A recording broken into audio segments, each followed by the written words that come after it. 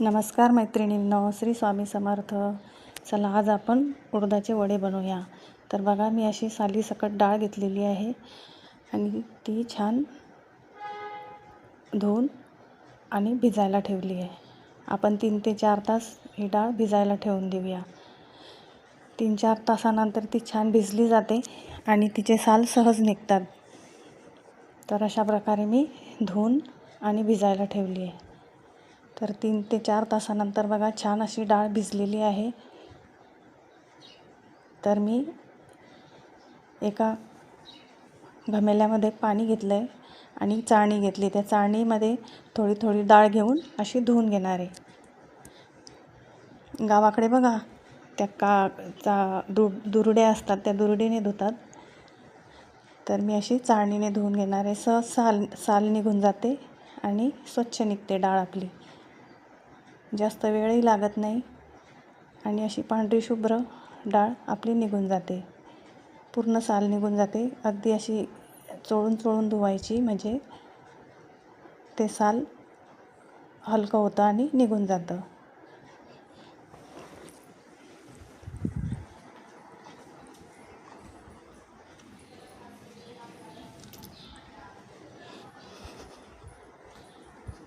तर अशा प्रकारे मी पूर्ण डाळ धुवून घेणार आहे.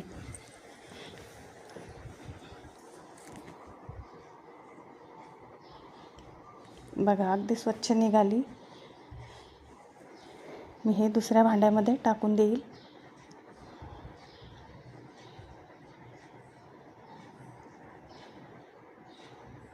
अशा प्रकारे आपण सर्व डाळ धुवून घ्यायची.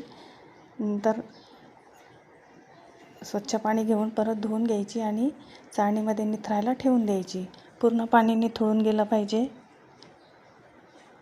बघा, अशा प्रकारे घोळून म्हणजे एखादा खडा वगैरे राहिलेला असला तर तो खाली राहून जातो. आणि अशा प्रकारे डाळ धुवून घ्यायची. मग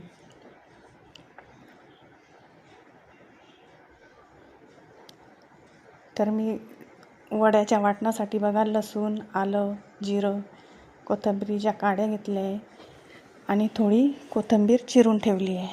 ह्या वड्यांना जास्त मसाला लागत नाही, पण ही डाळ वाटायला जरा जड जाते.